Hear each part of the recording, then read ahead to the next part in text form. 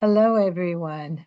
Um, my name is Marcia. I'm happy to welcome you to this session on accidental cheating.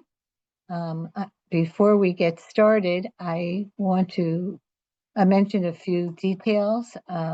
We have a code of conduct, and I'm in the chat. I'm pasting in some information on that for you to consider. And if you do run into a problem with the code of conduct, you can send an email to Gale Conference Support at googlegroups.com. And there are some other items I want to talk about also. Please, if you have questions, please put them in the question and answer box.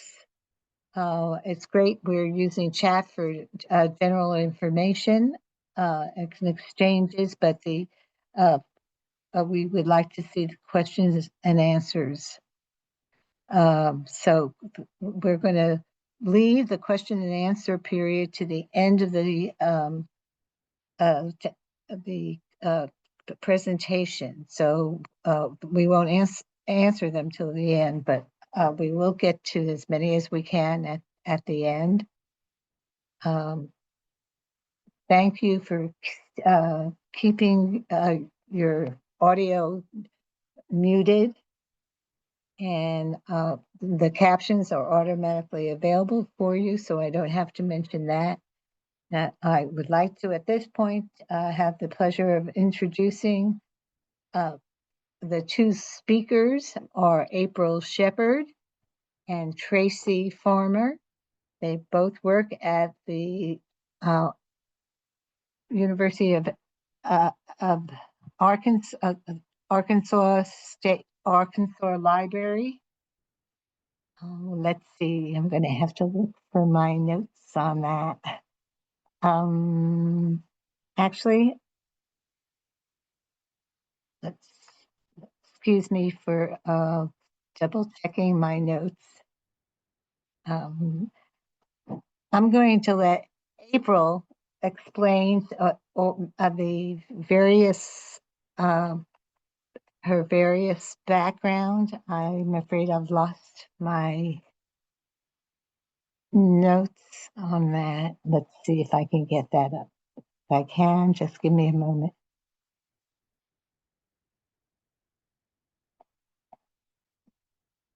Sure, I'm happy to introduce myself. My name is April Sheppard. I'm the Associate Dean at Arkansas State University. In addition to my library duties, I am also a member of the A-State Artificial Intelligence Policy Committee. I have received Auburn University's Teaching with Artificial Intelligence certificate, and I was a pilot tester for Wiley's AI and Academic Libraries course. And if you know me, you know that my true love is horror. And Tracy Farmer also works at Arkansas State Library as he is the systems librarian, and he is interested in anything techie. And thank you, April. And let's welcome April and Tracy for their presentation.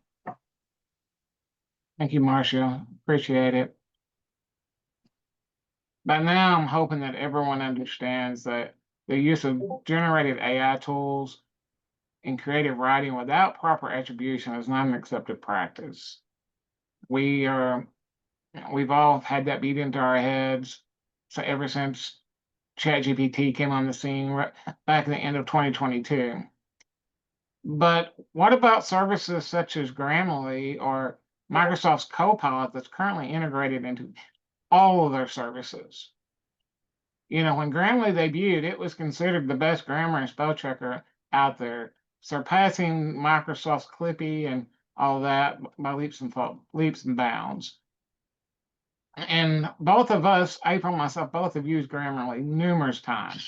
I live and breathe by anything I write academic. I want to make sure that my tones are right, my proper verb usage.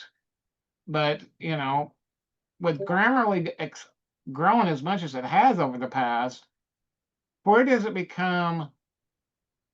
acceptable use stop and cheating becomes? Everything that is built in with AI is, we are all dealing with it daily. But I think a lot of our students, go, well, it's Grammarly, it's just a spell checker. Well, no, Grammarly is a lot more than just a spell checker now. Go ahead, April.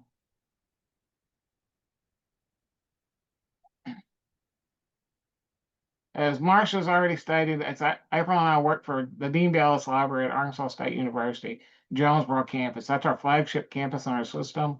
We have several smaller schools in the system, but we're the flagship. And also, April and I both started in the library about the same time. I started as a full-time professional while April was still going through school.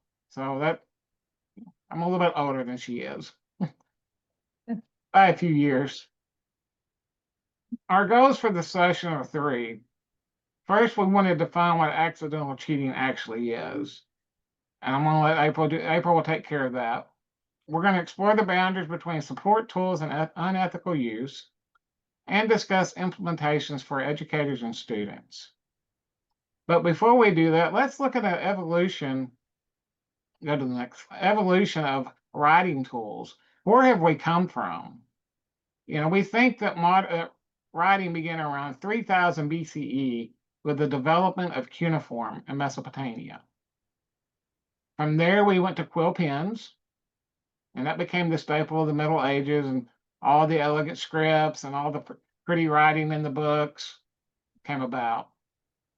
In 1868, the typewriter was invented, and it revolutionized modern print. And a lot of people say that one of the things that was revolutionary in it is the QWERTY keyboard.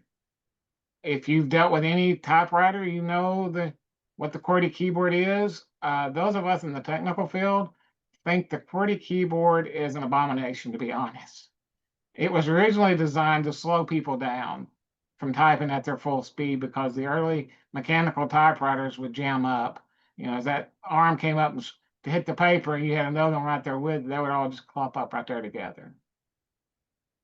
Modern day, we come up to word processors, and that includes everything from Microsoft Word to Google Word. I think that's what they call theirs as well.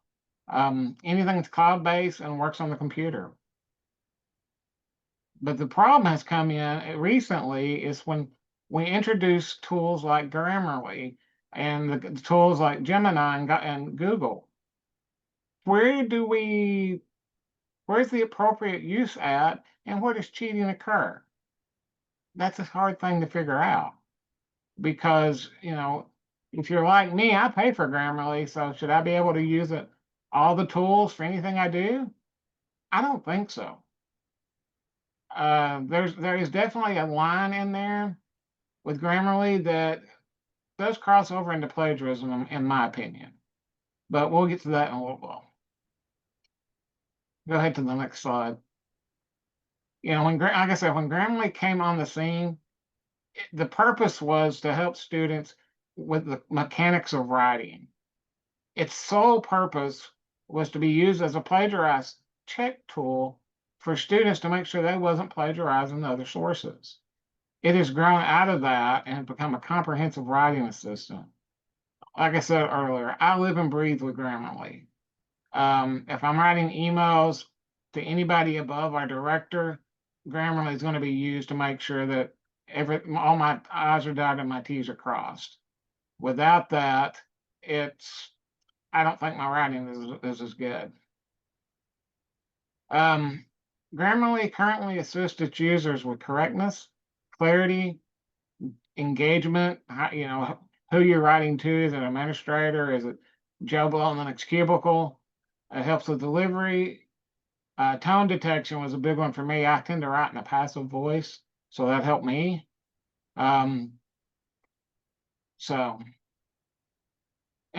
what makes it appealing. It works, and it works well. It's not always right. You got to have the knowledge, background knowledge to know, well, that, yeah, that's fine, but I would rather see it this way. But what I find the most appealing to me is that it works on every platform. It does not, you don't have to, it's not just Windows based, it's not just Mac based, it'll work anywhere. And that makes it great for writing emails on the go. But the biggest problem is here recently is that it's using a lot of AI in the background now. Specifically, you can go into Grammarly and write, a 4-word sentence and select an option to say make more detailed, and it'll turn your 4-word sentence into a 6-paragraph essay.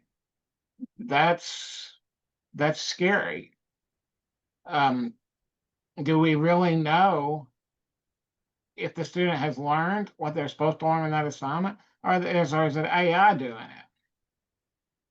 Now, I'm not saying Grammarly is not a good teaching tool. There's been multiple studies that show students who use Grammarly tend to learn the grammar structure quicker and faster than students that don't use Grammarly.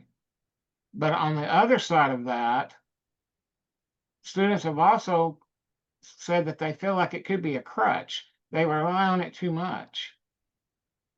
In my personal writings, I've noticed that if I'm on day 3 of writing an article for a journal, I'm noticing Grammarly being used a lot more in my writing than it should be at that point, because I'm tired and I start leaning on it. So I have to watch myself for that. So let me make sure I'm not missing something. But like I said, this is where we come into the issue of what is cheating and what is appropriate use. And I'm going to let April tackle that side. All right, thank you, Tracy. So I am not as efficient of a speaker as Tracy is, so get ready for lots of slides.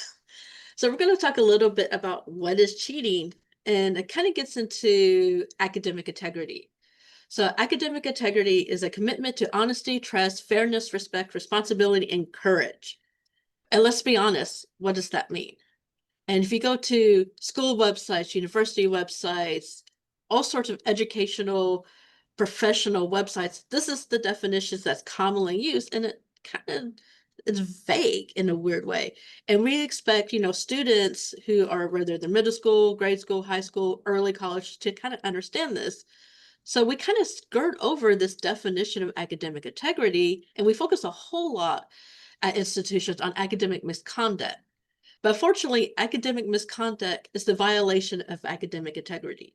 So again, it's like kind of vague. So we don't have this really solid platform, but we do know that plagiarism or cheating are definitely, they're not fair, they're not responsible, they're not trust. So we know these are definite academic misconduct, and lots of institutions will have really detailed definitions about what these are and aren't.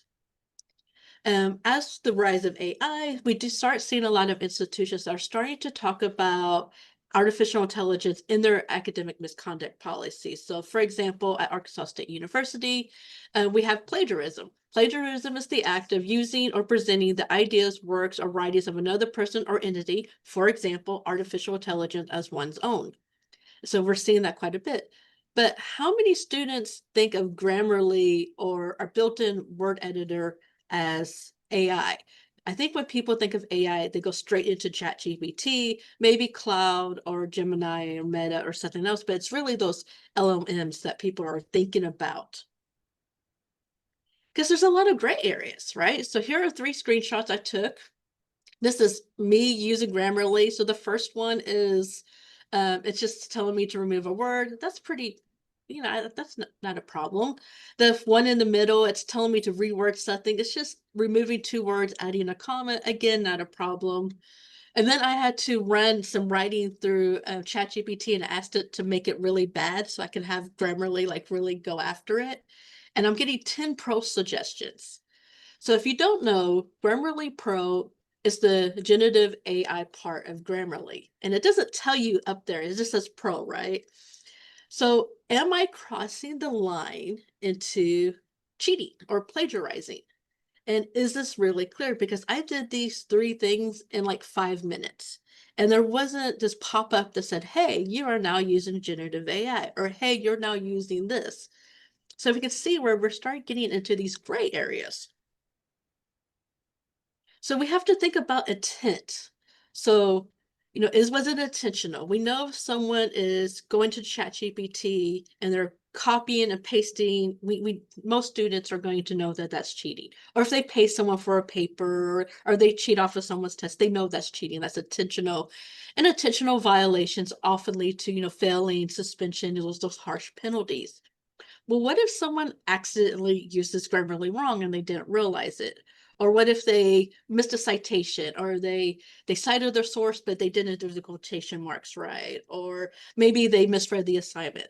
So they're technically academic misconduct, but the intent wasn't there. And so you have to think about the intent when you're thinking about, the penalties. So this may be like a workshop, training, a warning. You're probably not going to be as harsh if you're pretty sure that it's unintentional cheating. And regardless of the intent, it doesn't erase that misconduct happens. You still have to respond to it. It just changes how we respond to it. In many cases, not always, but in many cases, if the intent is unclear or as it seems to favor the students, and a lot of times administrators will actually err on the side of the students. This happens a lot with Grammarly. This has happened on our campus. I know of a couple of cases where the student said, hey, I didn't use AI, I didn't cheat, I just used Grammarly. It's hard to prove that they intentionally used Grammarly wrong. And then I know of at least one case on campus where the student was found like in their favor. And so we get into these different expectations. So most instructors are going to be like, hey, students should know not to use AI. But a lot of students are like, unless you tell me not to, I'm assuming that AI is okay. So we're having this miscommunication and like differencing of understanding and expectations. And this is even more when we start talking about tools like Grammarly or other word editing tools, because a lot of times these are going to be recommended by their professors. It's going to be recommended by their teachers if they're in K through 12. It's going to be on writing center websites. It's going to be on library websites. It's going to be institutional licenses. There are over 3,000 institutional licenses with Grammarly. So you can see there's this mixed message that's coming through that, yes, use Grammarly, but not in this way. So here is some examples. These are just random syllabi I found online where Grammarly is either a required or recommended tool. And again, lots of places have recommendations, not just on the syllabi. According to an Inside Higher Ed survey, 30% of students don't know when they can and cannot use generative AI. And that's really talking about ChatGPT and those type. Can you imagine how many students don't know when they can and cannot use Grammarly, or how they can and cannot use Grammarly? Another Inside Higher Ed survey from 2024 said that 81% of college presidents said that their institution does not have an AI policy statement yet. So you can see, how are students supposed to know without some sort of guidance? And then this is some more screenshots. This is from my own computer. The one in the top corner is Write Better Papers Faster for free. Yay. It's actually this pretty small box that's much smaller than what's appearing on the screen. And if you can't see that gray on gray writing there at the bottom, it says Grammarly's generative AI service, but it's pretty small in the corner of my screen. So if I'm a student and I'm in a hurry and I want to be like, hey, yeah, I want to write better papers faster, they may try it out. It's not really super obvious that you're switching from regular Grammarly to Grammarly Pro. It's just one button. And then here in the middle at the bottom, the review suggestions. This is a free sample. So my Grammarly gives me free samples. I get so many free pro samples per day. This is actually the generative AI Grammarly, but it doesn't tell me that in that box. I just know that because I'm a librarian, so there's no signal for students to know that they're switching over. And even from Grammarly's webpage, this is the pro pricing that I'm assuming that Tracy pays for. It says, write with confidence, rewrite sentence with a click, adjust your tone, write fluently, unlimited personal suggestions. It's not really clear that's generative AI. So you can see, why would students be confused? And it totally is understandable. I mean, I'm confused half the time, right? So let's look at some actual case scenarios, and then we're going to talk about some dilemmas that we have. So this is the University of North Georgia, 2023. Marley Stevens, and you may have heard about this, at the University of Georgia was accused of unintentionally cheating. And she received a 0 after a paper was flagged by an AI detection system. So this is kind of a he said, she said situation. The university does list AI as something in their plagiarism, so their academic misconduct statements, and their policy does say you cannot use AI. And the syllabus for this class did prohibit the use of AI. So there's, known AI. The student says, well, I only use Grammarly for grammar check and spell check. I didn't use the Pro, and my other professors recommended that I use Grammarly to make my writing better. In addition, Grammarly is listed on the university's website as a recommended tool. So you could see where that confusion is happening, so they're saying Grammarly is AI. The student is basically, I didn't realize it's AI. And this isn't fully resolved, I don't believe. But Stevens was placed on academic probation. She did end up losing her scholarship and was required to pay to take a seminar on cheating. This is pretty abnormal. I mean, a lot of times it does kind of err on the side of the student, but obviously it doesn't all the time. Hingham High School. So last year, a student sued the high school after receiving a failing grade for using Grammarly on his project. So this is another back and forth case. The student handbook does prohibit the use of unauthorized technology. And again, that's kind of a weird phrase, especially for a high school student. What does that necessarily mean? So I don't know how well defined unauthorized technology is, but the student did receive a presentation and a handout on using AI and why you can't use AI. So it seems pretty clear that the student should have known better. The student never denied that they used Grammarly. In fact, he said, yeah, I used it and I didn't know that was a problem. So we're getting into that tent, right? Like maybe, he was accidentally using it wrong. And adding to the confusion is in that particular class, the students were allowed to use AI to brainstorm topics and identify resources, which I have a big issue with identifying resources with AI. But you can see, no, you can't use it, but yes, you can use it, but no, you can't use it. So this like mixed signal that's coming around. In this case that the judge did rule against the student because it was shown that the student actually used the generative AI part of Grammarly, and they were using prompting and copying and pasting very large sections of text, including AI hallucinated citations. So that's kind of how that situation worked out. In this case, the student received a detention and was allowed to redo the project without the use of any tool. So this was kind of taken as a learning experience for this particular student. And in case you're wondering, like how many people sue, because they got falsely accused of, cheating with AI, there are multiple law firms that have these type of pages, like I'm being accused. What do I do? Call for a consultation. This is just one. There were multiple when I looked online. But we know that things that make the news are like big stories when there's lawsuits. So I know from talking to my own students, and then I also went to Reddit. I don't normally use Reddit in a presentation, but hearing people in their own words. So Reddit user of Lumpy Draft stated that they received an academic integrity charge after they walked for graduation due to Grammarly metadata found in their final assignment. They said that they wrote their assignment in Microsoft Word, but there was a Grammarly plugin installed into Word. And quote, what really gets me is the lack of clarity. There's no policy saying Grammarly was banned. In fact, it had been openly encouraged, no warning that the file metadata would be used like this. So you can see why they'd be frustrated. In this particular case, the student felt like they had no choice but to accept that academic misconduct charge because they wanted to get their graduation so they could move on to their career. Another Reddit user, Fragrant Floor, says, I told my professor, yeah, I use Grammarly. He said it was fine to use to correct grammar, but that Grammarly rewrites sentences and that wasn't allowed. He was kind of vague about the whole thing and I didn't know how to defend myself. So you see this mixed message that we're kind of getting at the same time. I want to email him and ask him if there was a misunderstanding. Maybe he thought I was using Grammarly Pro. And then he says, the university actually encourages the use of Grammarly. So again, these students that are finding themselves in this gray area without a lot of guidance. So as educators, what do we have to think about? First, we have to think about, are we being consistent and fair? And we all know if you have the same issue that comes up over and over and over, you get a little annoyed with it. Even if you're annoyed, you have to treat it because it's the first time for that student. We have to make sure we're being fair.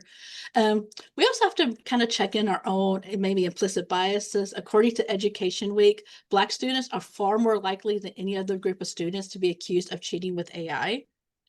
We also got to think about, were our guidelines and policies clear to students? And then is the academic misconduct, is it dishonesty, or was it just a lack of understanding? So is it intentional or unintentional? And then can we create a teachable moment from these acts of accidental cheating? But there's other questions, right? Does citing or acknowledging the use of AI imply that the cheating was unintentional? So maybe, maybe not, but maybe it comes across like, how did they do it? Like, hey, yeah, I used Grammarly, no problem. You would probably think that the student didn't mean to use it incorrectly. We also got to think about what's more important, the use of the tools or the acknowledgement of the tools. And this is probably an assignment by assignment, case by case situation. Some of my assignment students can use AI, some of them they can't, it varies. And then we got to think about, when does assuring the ethical use of AI become surveillance? There are students who are online, they say, I now screen record every time I write for my class because I'm afraid of being accused of cheating. And so what does this do to that student-faculty relationship? When the students feel like they have to do that to protect themselves, or they're getting this mixed signals here. So we're going to look into some strategies here. We got to have governance policies. So again, we have to set clear expectations before these issues arise. Because it tends to be what's happening is the student is finding out after the fact, and then the correct use of Grammarly, of AI tools, is kind of be defined after the fact. We really need to address them beforehand, because clear communication is going to avoid these mismatched assumptions that we're seeing. And as we're setting these policies in our classes or in our work, we have to make sure that we're keeping up with institutional and departmental AI policies. So my campus has an AI ethical use policy, and I would need to make sure that we're doing it. And so Tracy and I, we look at that policy every so often, because AI changes so fast, the policies are changing pretty fast too. We got to be proactive, right? So we need acceptable use statements, ensure that they're included. If we teach, they need to be in our syllabus.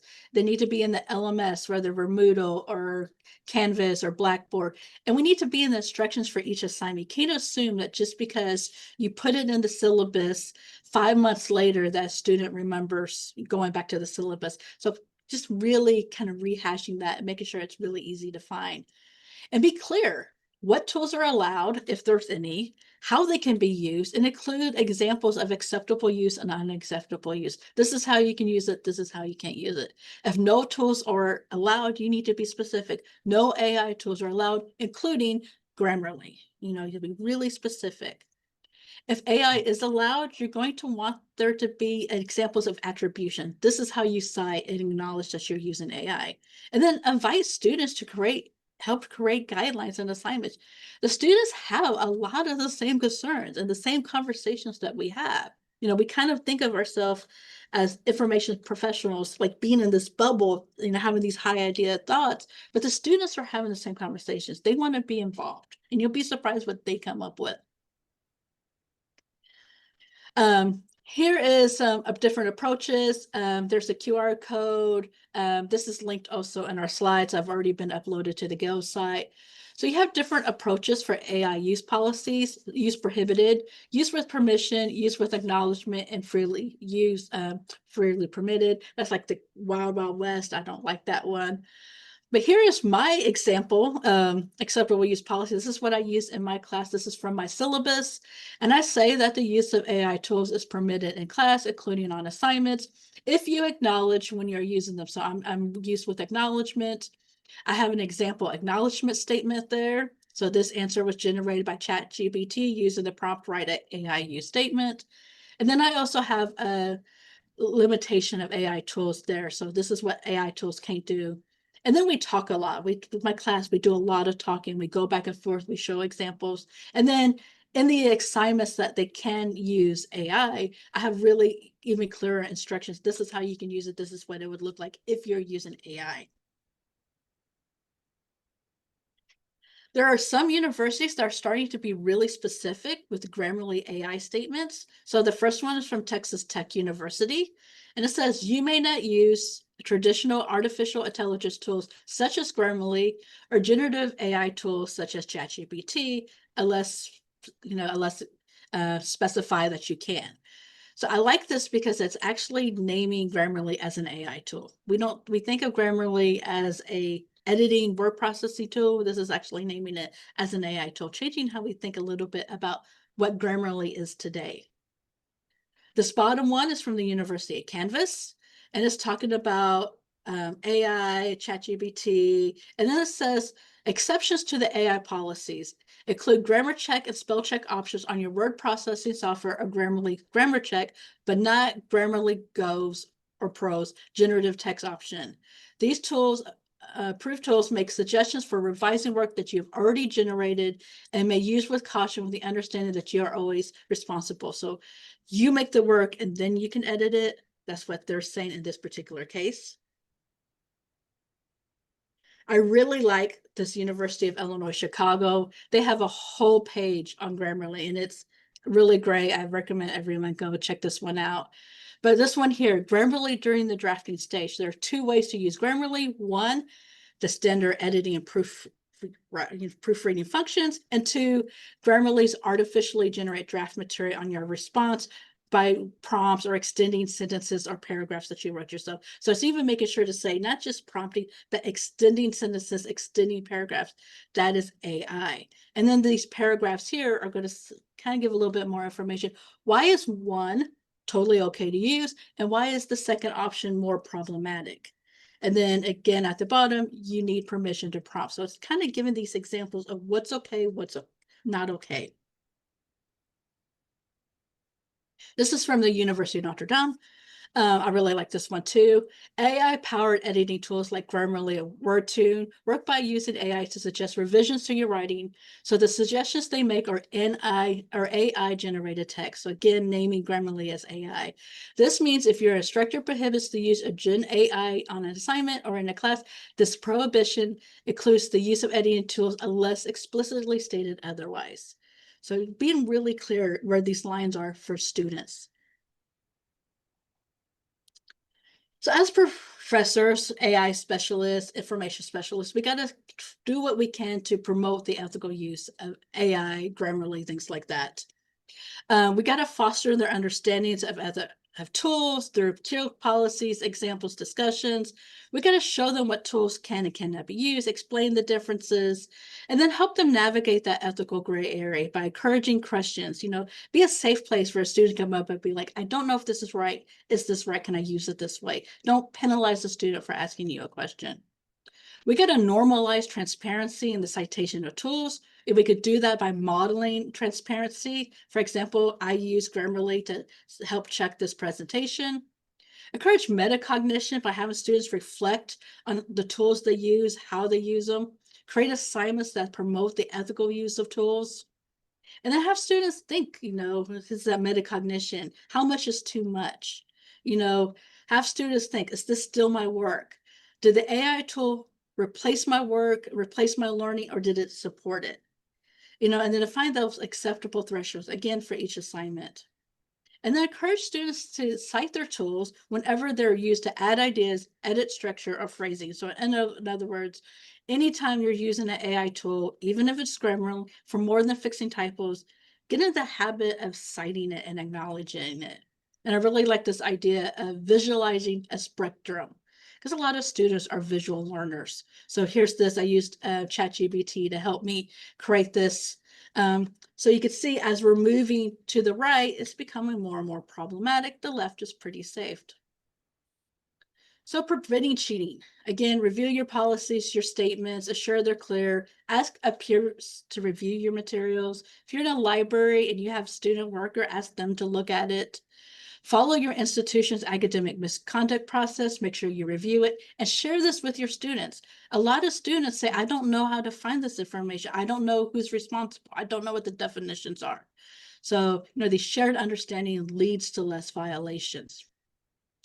When you are identifying accidental cheating, don't rely solely on AI tools or AI detection tools. Even if they're 2% wrong, if you do 1,000, papers into these tools, that's still 20 that are wrong, that could be wrongly flagged as AI, or, that are AI written or flagged as okay. Be transparent on the tools you use, how they work, the expectations. You don't want to go and have a student be like, I didn't know they're going to do this, if you do go through the academic process. You got to balance human judgment with AI detection tools. And usually, if you're kind of like, all of a sudden that student's writing changed, right? Maybe that's that red flag that kind of got you to the AI tool. It has to be a balance. And then if you are in a situation where you do think that there's an accidental misuse or a purposeful misuse of AI tools, make sure you document the evidence. This is why I think it is. This is the tools I use to run it through, the detection tools. Here is what is happening. Be aware that the students aren't going to be able to respond. So meet with them, ask them about their use of Grammarly, gauge their understanding. Did they understand that this was accidental cheating? Did they understand what happened? They're going to be able to respond. And so students may come with timestamps, version history, screen recordings. Google Docs is really good at having the revision stamps. They may also use programs as draftback or authorship to document the work process. And you got to make sure you're being fair and objective when you're reviewing this. And then finally, penalizing accidental cheating. It really, again, just depends on the situation. There's not a one-all be-all rule. And you got to consider intent. Did they purposely or did they accidentally cheat? Penalties, it could be one or multiples of these. So document the incident. You can just make a note of it. You could give them a verbal or written warning. You could deduct points, allow them to revise the work without the use of tools. So you could always reduce their points and then give them the opportunity to fix it without the tools for full points, kind of doing that combining. Use the incident as a teaching example, or if you know that this is a problem, like you've had this talk with the students before, or you're pretty sure that the student was purposely cheating, you can go through the academic integrity policy and report the academic misconduct and follow the process for your campus. And then because Tracy and I are librarians, you have way more resources than you probably ever want to read in your life, but there you go. And we're ready for questions.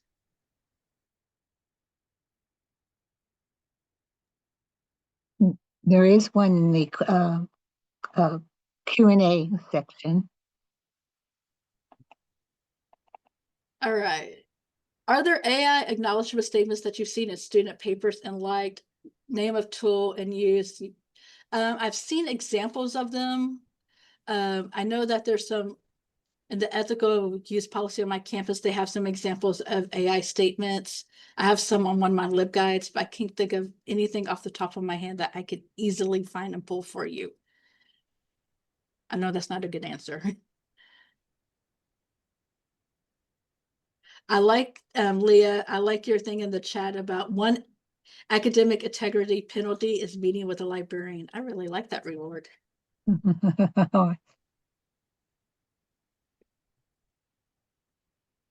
All right. I don't know if you want this question or if you want me to answer this one, Tracy. Detection tools can be very problematic. How do we encourage institutions to move away from relying on these? You're right. Detection tools are very problematic. In fact, there's tools out there now that is designed to trick detection tools to think it's being humanized. You can ask Grammarly to take what it's generated and humanize it and run it through a detection tool, and it will come back 100% human, not AI generated. So those are, I put detection tools in the same place I put automatically graded multiple choice questions for instructors. It's a great feature. They don't prove that you're learning things. And I will say at our institution, that they will not accept an academic misconduct charge solely based on an AI detection tool because they're so valuable. Right.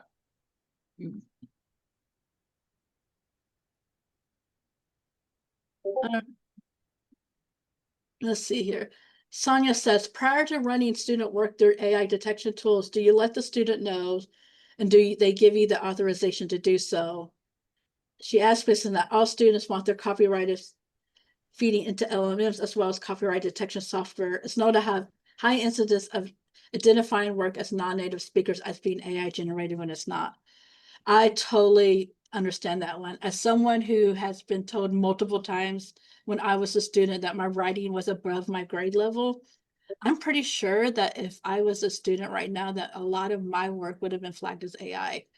Yeah. And I think, first of all, you have to be upfront. You know, it has to be part of your syllabus. You know, this is the tool I use. This is how I use it. This is when I will use it. But I'll be honest, I don't like using AI detection tools. I really like that human aspect of it and really looking at it, looking at that, did that person all of a sudden, you know, have a change in their writing? I'm not a big fan of AI detection tools myself. Anything? I Tracy? don't particularly care for them either. They provide too many false positives. You know, one thing April mentioned is that your real go-to document will be your institutional AI governance policy. If you don't have one of those on your campus, you need to find somebody, or in your institution, you need to find somebody who would be in charge of that and shake the tree a little bit. Because without that in place, a lot of the stuff won't hold up. You won't be able to do, you know, even if you have it in your syllabus, if the campus doesn't support it, you're kind of on your own. And the policy is going to change as tools change. I mean, just this morning, April and I were discussing that it appears OpenAI is getting close to the singularity point where their AI product is starting to think for itself. Well, that's a new thing we have to think about in our AI governance policies. All right. James asked, are documented essays still hard to accomplish using generative AI?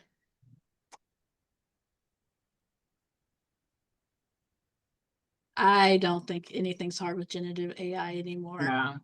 And I use ChatGPT to be the one that I use the most. And sometimes I'm a little unnerved by how well it does. I'm like, I just asked you for a suggestion. I didn't ask you to do my work for me.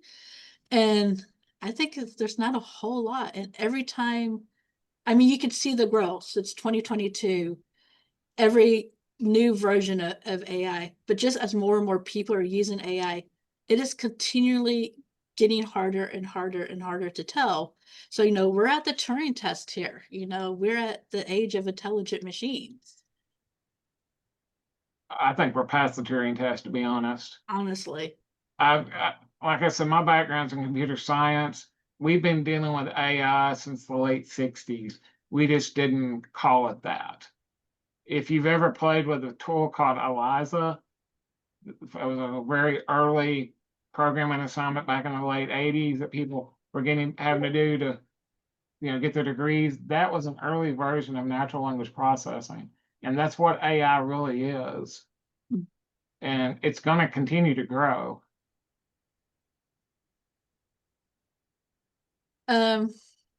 Quintus, this may be our last question.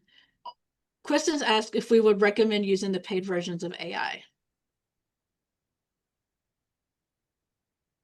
You want to tackle that? Or you want me to tackle it? I don't. I do all mine in the free. But I paid for Grammarly. And the reason I paid for it is at the time I was sharing the account with my wife, who also used to work at our library, and we decided it was worth it for our use to pay for it. I also pay for the $20 a month Chat GPT program. I'm not sure which one they're calling it now. I think that's still Pro. But honestly, I'm thinking about dropping that in reality, for my AI use, Claude is leaps above OpenAI's ChatGPT, and I rely on it more. And I also use Notebook LM a lot from Google, but I don't pay for that one. If you've never tried Notebook LM, it's awesome to dump in, 20, 30 sources and get a quick summary of them. And are we at time, Marcia? Yeah, well, it is 11:46 now, so it's and they should automatically close it, I believe. I don't know that we leave, but this is the end. Let me talk about one last tool that I will tell you. It's quickly. If I've quit using Google for all my searches, I use a product called Perplexity. That is LLM and RAG integrated, and it's awesome. If you don't use it, you need to check it out. Yeah, there was a session on Perplexity in last year's Gale 2024, and there may be this time too. I haven't looked over all. It's an awesome tool. Right. It can be pricey if you want to go the pro route. I found a coupon several months back that gave me Pro for a year for free. So yeah, I jumped on it. Yeah. The Cal State universities have made arrangements for chat GPT CSU, so that we all have access to that. So it has I think it's a step above the free one. And so that we're really working with students learning how to use it. But I think we're one of the first, all 23 campuses have access to it. So it's a statement that we are trying to work with students, to use it and to use it well, because that's their job. Future jobs are going to need an understanding of AI also. And that's the idea of it. But Jamie, are we supposed to hang up now, or Jamie? Hi. If you guys are all wrapped up, then we can finish the webinar. Well, we were chatting, so I didn't. People are still here. 49 people are, but we know that we've gone past our time, so I wasn't sure whether you're. And I just put our emails into the chat. Feel free to reach out to Tracy and I, because as you can tell, Tracy and I can talk about this for many hours. Thank you. Yes, that's a very good idea to share your emails. Thank you. Thanks, everyone.